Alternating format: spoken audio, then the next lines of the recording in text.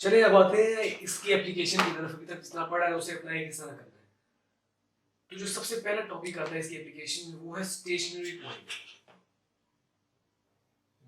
First one is stationary point, यानी कि differentiation को यूज करते हुए हम स्टेशनरी पॉइंट्स का पता लगा सकते हैं कर्व पे। लेट्स से हम एक रैंडम कर्व लो, रैंडम समझाने के लिए आपको random curve. Let's say curve look like this. Let's say I think ये स्टेशनरी पॉइंट है इस कर्व पे, ये दिस वन। अब लेट्स से कर्व ये है, लेट्स से द फंक्शन है मेरे पास कर्व को ये, लाइक लेट्स से मैं रैंडम ले रहा हूँ, नो इंटेंशन। अब मुझे पता लगाना है कि ये स्टेशनरी पॉइंट क्या है। तो दो तरीके हैं, दो तरीकों से हम फाइंड कर सकते हैं स्टेशनरी पॉइंट। एक तो है कंप्लीटिंग स्क्वायर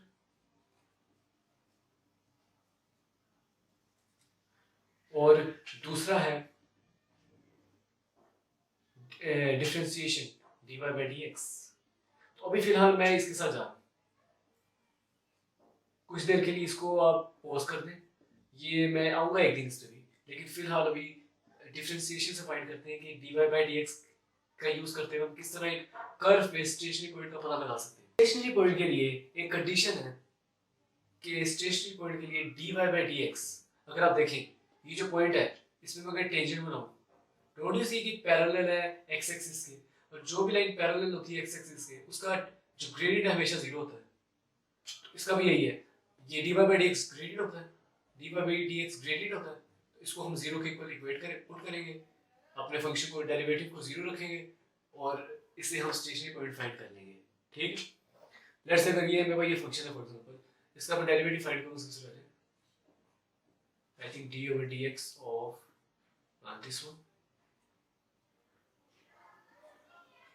जब ये d over dx लिखना है तो अभी डिफरेंशिएशन, इसका मतलब अभी डिफरेंशिएशन अप्लाई नहीं हुई, अब डिफरेंशिएशन अप्लाई होगी। तो dy by dx equals 2x plus 3। Condition क्या है स्टेशनरी पॉइंट के लिए, डेरिवेटिव जीरो पुट करना है, पुट कर दे जीरो। 3 x की वैल्यू यहां से फाइंड करने की आती है -3/2। y पुट फाइंड करना है, इसको यहां पुट कर दें, y आ जाएगा। तो y would be equals to I think -3/2 का स्क्वायर प्लस 3 into -3/2, ठीक, माइनस आई थिंक 3/4। ये y आ गया, ये x आ गया। तो आप देखिए किस तरह एक डिफरेंशिएशन को यूज करते हुए मैंने स्टेशनरी पॉइंट का पता लगाया। ये कंप्लीटिंग स्क्वायर से भी तो पता चल सकता है, लेकिन फिलहाल अभी हम डिफरेंशिएशन यूज करते हुए इसको फाइंड कर रहे हैं। सबसे पहले डेरिवेटिव फाइंड किया, कंडीशन क्या है स्टेशनरी पॉइंट के लिए, डेरिवेटिव जीरो होता है, डेरिवेटिव को जीरो पुट किया और मैंने आंसर निकाल दिया। हमेशा जब भी वो स्टेशनरी पॉइंट करेगा अपनी डेरिवेटिव जीरो पुट करना, क्योंकि डेरिवेटिव का ग्रेडियंट जीरो होता है। आपको मैंने दिखा दिया किस तरह। ओके, नाउ ये इसकी दूसरी एप्लीकेशन है डिफरेंशिएशन की। स्टेशनरी पॉइंट, ये जो स्टेशनरी पॉइंट है जो फाइंड किए हैं, इनकी नेचर का बताना कि ये मैक्सिमम पॉइंट है या मिनिमम पॉइंट। अच्छा, बाय द वे ये x की वैल्यू नेगेटिव आई है और ये y भी नेगेटिव आया है, वो हाँ मैंने पॉजिटिव क्वाड्रेंट में स्केच किया है, बस मैंने सिर्फ रफ स्केच किया था आपको समझाने के लिए किस तरह डेरिवेटिव को जीरो पुट करते हैं। क्यों? क्योंकि वो पैरेलल होता है x एक्सिस के, इसलिए मैंने सिर्फ वो ड्रॉ किया है। उसके अलावा ये कोई एग्जैक्ट कर्व नहीं है इसकी, ठीक है, ये तो जस्ट मैंने आपको समझाने के लिए ड्रॉ की। अब आ जाए nature of stationary point. Nature क्या होता है स्टेशनरी पॉइंट की? दो तरह की नेचर है, या तो वो मिनिमम होगा पॉइंट या वो पॉइंट मैक्सिमम होगा। अब हमें कैसे पता चलेगा कौन सा पॉइंट मिनिमम है या मैक्सिमम? तो अगर डबल डेरिवेटिव में बताता हूँ आपको किस तरह निकालते हैं। अगर double derivative greater than zero हो तो पॉइंट हमेशा मिनिमम होता है, अगर double derivative less than zero हो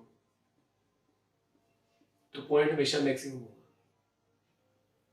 ठीक है, ये दो चीज। अब बेसिकली हम डबल डेरिवेटिव, ये जो डबल डेरिवेटिव है ये लेते हैं कि फाइंड क्यों करते हैं?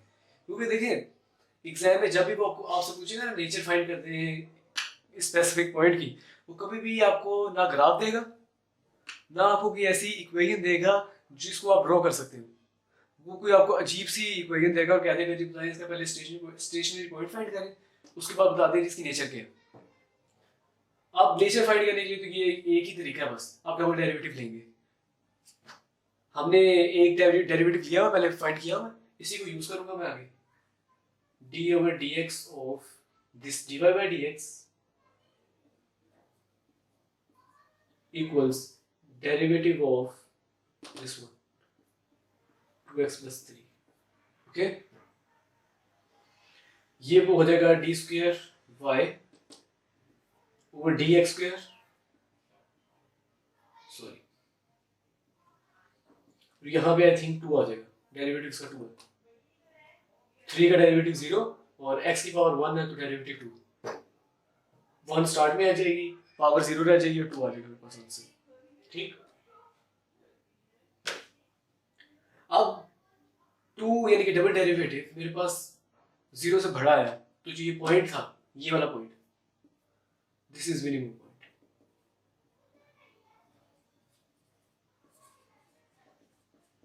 जब हम ये पॉइंट फाइंड कर लेते हैं, आई मीन नेचर फाइंड कर लेते हैं, ये मिनिमम है या मैक्सिमम पॉइंट, इसके बाद हमें कर्व के बारे में कुछ एक दो चीजें और पता चलती हैं।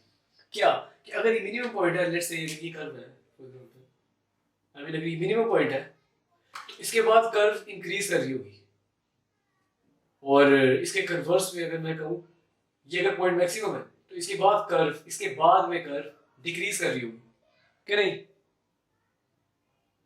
तो ये चीजें पता चलती हैं हमें आफ्टर फाइंडिंग द नेचर।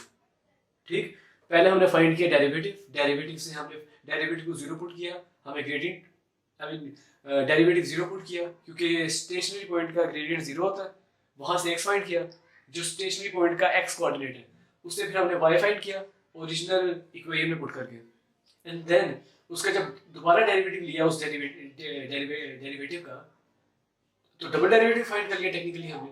फिर डबल डेरिवेटिव फाइंड करने के बाद इन कंडीशन में से देखना कौन सी फुलफिल हो रही है, जो फुलफिल हो रही है वो वाला वो पॉइंट होएगा। अगर मिनिमम पॉइंट है तो उसके बाद में कर्व इंक्रीज कर रही होगी, अगर वो मैक्सिमम पॉइंट है तो उसके बाद कर्व डिक्रीज कर रही होगी। ओके, यहाँ पे भी एक चीज देखें, नोट करें कि यहाँ मेरा जो आंसर है ये कांस्टेंट आया 2, तो मैंने फॉर्म बता दिया ये तो ग्रेटर देन 0 है, तो आंसर आ गया मेरा मिनिमम। फॉर एग्जांपल मैंने कह दिया मिनिमम पॉइंट, फॉर एग्जांपल अगर यहाँ पे x आता, मेरे आंसर में x आता समहाउ, यहाँ x² होता, मेरे आंसर में x आ जाता फॉर एग्जांपल, तो मुझे वहाँ x की वैल्यू ये पुट करनी थी, x की वैल्यू यहाँ पुट करनी थी, देन जो आंसर आता फिर मैं डिसाइड करता ये मिनिमम है या मैक्सिमम इन कंडीशंस को देखकर।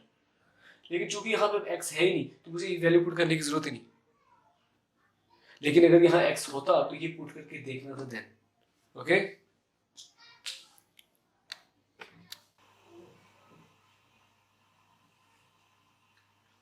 अब जो थर्ड जो एप्लीकेशन है डिफरेंशिएशन की वो है equation of tangent and normal.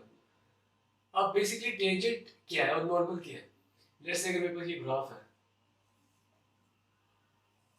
मैं कहता हूँ कि इस पॉइंट पे टेंजेंट ड्रॉ कर दे, तो आई थिंक टेंजेंट कुछ इस तरह ड्रॉ होगी, ओ लेवल से आपको पता है, और नॉर्मल क्या होगी इस पॉइंट पे, I think perpendicular to the tangent, this one.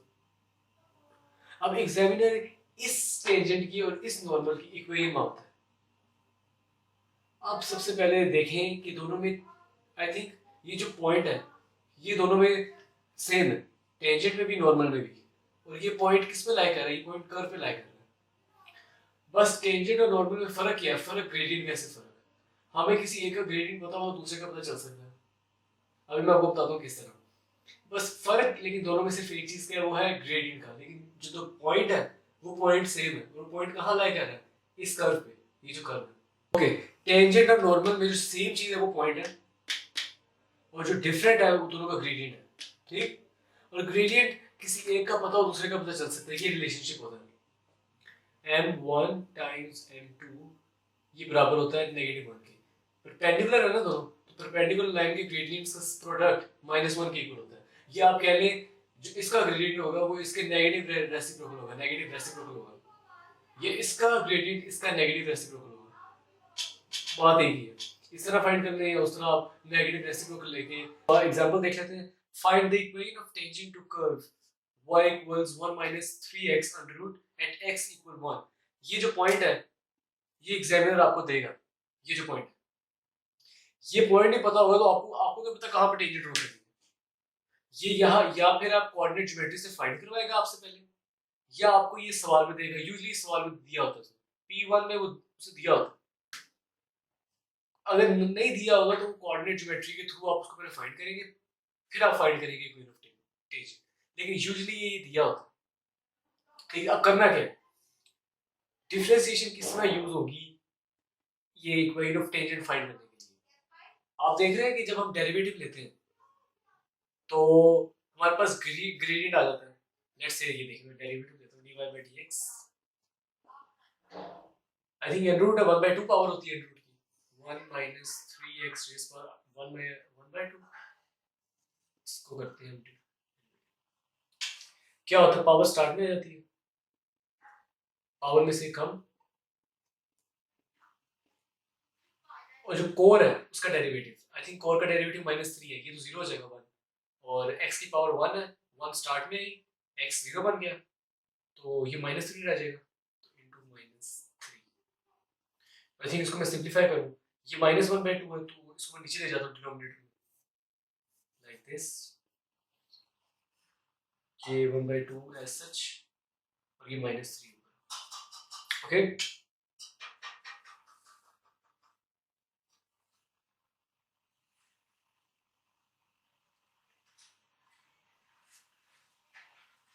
ये मैंने फाइंड कर लिया dy by dx। अब ये हमने डेरिवेटिव फाइंड कर लिया। अगर डेरिवेटिव आपको पता है ये ग्रेडियंट होता है, I think dy by dx ये ग्रेडियंट होता है। अब यहाँ पे अगर मैं ये x की वैल्यू पुट कर दूं तो मुझे पता है मुझे इस पॉइंट का ग्रेडियंट मिल जाएगा। ग्रेडियंट मिल गया है, और साथ मुझे अगर पॉइंट पता चल जाए तो मैं चाहे वो टेंजेंट की इक्वेशन हो या नॉर्मल की, मैं फाइंड कर सकूं। तो पहले ग्रेडियंट फाइंड कर लेते हैं। आई थिंक ग्रेडियंट होगा, इसमें यहाँ पे -1 पुट करते हैं। ठीक, मेरे पास ग्रेडियंट आ गया। एक इक्वेशन फाइंड करने के लिए या तो 2 पॉइंट्स हो, या एक पॉइंट हो और ग्रेडियंट हो, एक पॉइंट और ग्रेडियंट हो। आई थिंक ग्रेडियंट आ गया, पॉइंट भी आ सकता है। -1 है, y चाहिए मुझे, इसे पुट करें इसके अंदर, ओरिजिनल फंक्शन के अंदर, आपको y आ जाएगा। I think y would be equals to 1 minus 3 time -1 under root, again I think y आ जाएगा 2। अब मेरे पास y आ गया। अब एक किसी भी इक्वेशन को फाइंड करने के लिए, इक्वेशन को फाइंड करने के लिए या तो आपके पास एक पॉइंट हो और ग्रेडियंट हो, या आपके पास 2 पॉइंट्स हो, आप इक्वेशन फाइंड कर सकते हैं। आई थिंक मेरे पास एक पॉइंट है और ग्रेडियंट भी है, आई हैव ग्रेडियंट दिस, तो मैं इक्वेशन फाइंड कर सकता हूँ। तो फाइंड कर देते हैं, फॉर्मूला लगा दें, y minus y1 equals m into x minus x1। तो y minus y1, m में मेरे पास -3/4, x minus x1, this is -1। तो इस तरह आपकी इक्वेशन आ जाएगी, -3/4x। इसको सिंप्लीफाई करेंगे तो आपके पास ये इक्वेशन आ जाएगी। अब ये थी इक्वेशन ऑफ टेंजेंट। इसमें और नॉर्मल में, नॉर्मल की इक्वेशन में फर्क क्या है? फर्क सिर्फ इस ग्रेडियंट का, बस इसका इसका मैंने आपको रिलेशनशिप बता दी है। आप इसका ग्रेडियंट यहाँ पुट करें, ये वाला m फाइंड कर लें, ठीक है, m आ जाएगा। जो पॉइंट है ये तो सेम होगा, दोनों पॉइंट सेम होगा, ये वाला ये कोऑर्डिनेट्स सेम। क्यों सेम है? क्योंकि कर्व पे वो देखें एक ही जगह लाई कर रहे हैं। पॉइंट है, ये पॉइंट हमारे पास है -182, ये पॉइंट है, ग्रेडियंट आ जाएगा आपके पास। किस तरह ग्रेडियंट फाइंड करना है ये देखिए, ये नॉर्मल के लिए करना होगा। आई थिंक पॉइंट तो वही रहेगा -1 इंटू, लेकिन ग्रेडियंट फर्क कर जाएगा। m2 फाइंड करना है मैंने, टाइम्स -3/4 इक्वल्स -1, ये रिलेशनशिप यूज कर रहा हूँ।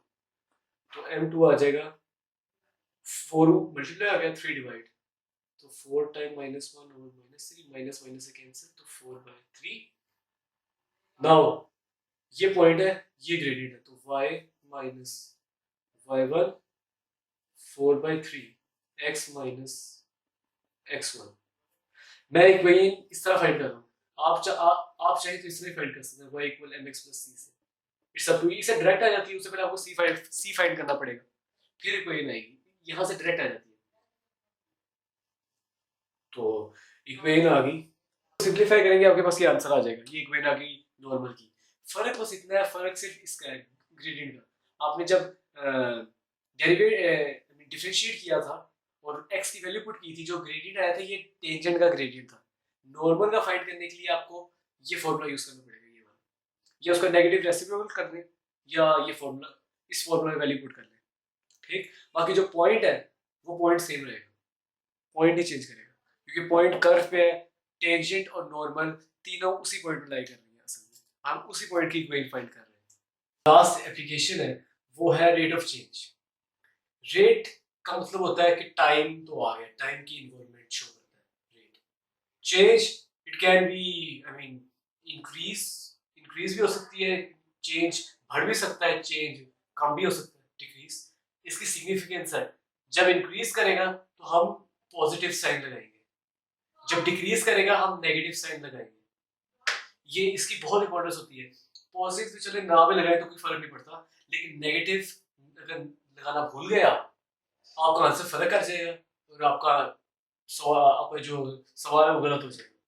तो इसकी बहुत इंपॉर्टेंस है नेगेटिव साइन की। ये सवाल में इंडिकेशन देगा आपको कि वो जो चेंज है वो डिक्रीज कर रही है, इंक्रीज कर रही है। ठीक, अब इसमें जो सबसे पहली चीज आती है वो है चेन रूल, जो कि यूं समझ ले कि ये सारा डिपेंडेंट इस पे है। अगर आप चेन रूल बनाना सीख गए तो ये है ही कुछ नहीं। अब चेन रूल बनाने का ऐसा कोई मेथड नहीं है, इसका मेथड आपको पता चलेगा सवाल के अंदर।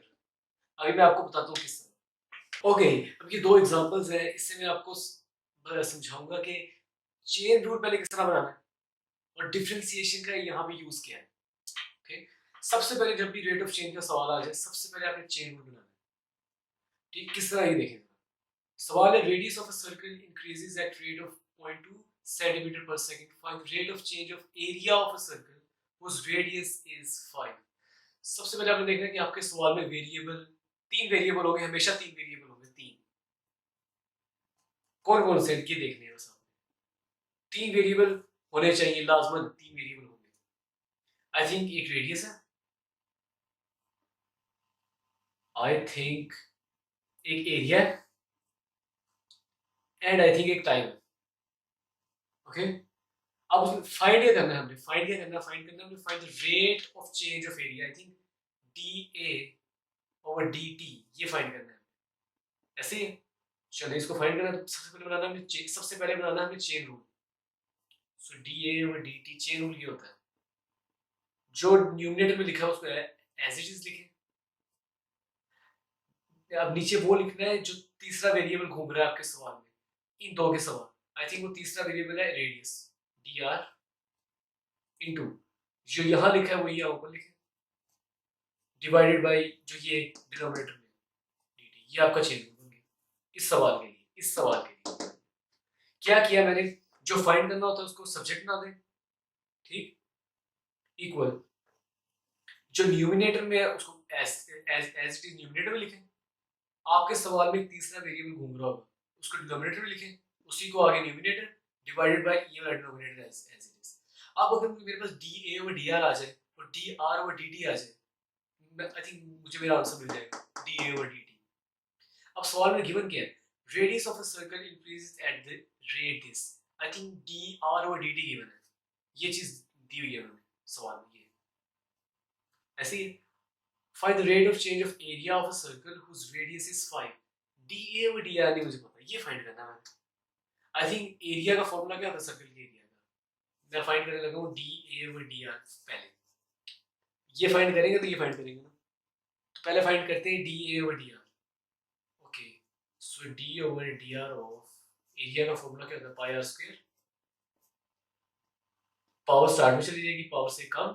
उसी तरह वहां जहां कोएफिशिएंट में 2 था या कोई और नंबर था, यहाँ पाया आगे, बात तो एक ही है, 3.142। तो आई थिंक आंसर आ जाएगा मेरा 2 पाई आर की वैल्यू 1 रह जाएगी। ठीक है, ये आ गया dA ओवर dr।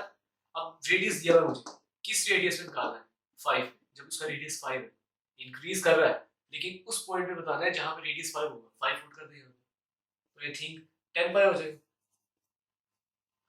अब इसको यहाँ पुट कर दें, आपके पास D A over D T आ जाएगा। I think D A over D T would be equals to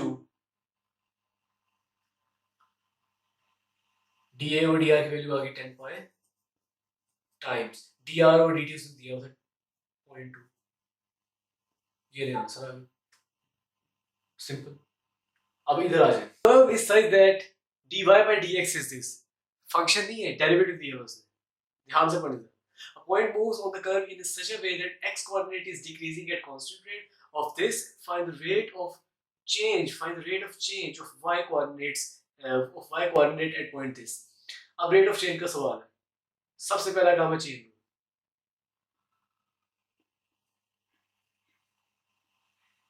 find क्या करना है? Find the rate of change of y coordinate. Rate of change. So dy by dt find करना है। Numerator में जो होता है उसको एज इट इज। सवाल में एक तीसरा वेरिएबल घूम रहा होगा, देखें देखें क्या है, point move such way x coordinate is decreasing, ये है तीसरा वेरिएबल।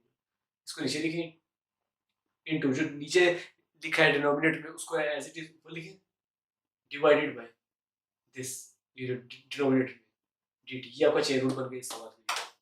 और भी तरीके हैं चेन रूल बनाने के, लेकिन ये सबसे आसान तरीका है। जो न्यूमरेटर में उसको सबसे पहले लिखें, तीसरा जो वेरिएबल घूम रहा है इन दो के सवाल उसको डिनोमिनेटर में इनटू सेम जो यहाँ लिखा है डिवाइडेड बाय जो डिनोमिनेटर ये है उसको यहाँ लिखते हैं, ठीक। अब ये यहाँ पे एक चीज मैं आपको बता दूं कि dx को dx से कैंसिल नहीं कर देना, अगर कैंसिल कर दिया तो फाइंड क्या करना है, वो dy by dt वैसे वैसे बन जाएगा, तो इनको कैंसिल नहीं करना आपने, ओके। नाउ सवाल में गिवन क्या है, I think a point moves on a curve in such a way x coordinate is decreasing।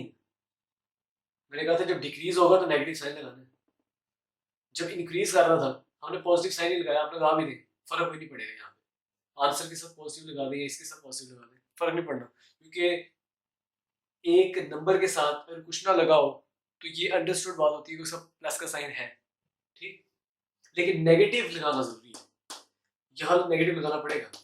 In such way x coordinates decreasing constant, ये dx और dt गिवन है मुझे, ये वैल्यू गिवन है, तो ये पुट करेंगे यहाँ पे, नेगेटिव का साइन लगाएंगे, मैं हाईलाइट करूं नेगेटिव इनटू 0.05, ठीक। dy by dx नहीं गिवन मुझे, ये फाइंड करना पड़ना है इस पॉइंट, ठीक। अब ये y उसने अभी दिया हुआ कोऑर्डिनेट, इसकी ऐसे जरूरत नहीं है, हमें बस x से लेना देना है।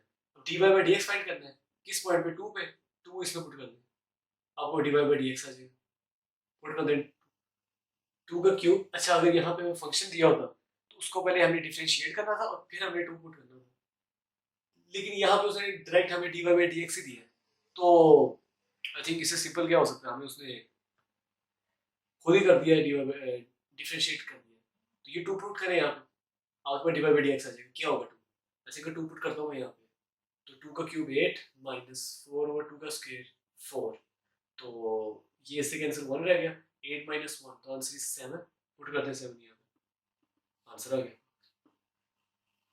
आई थिंक आंसर आ जाएगा -0.35 यूनिट्स पर सेकेंड।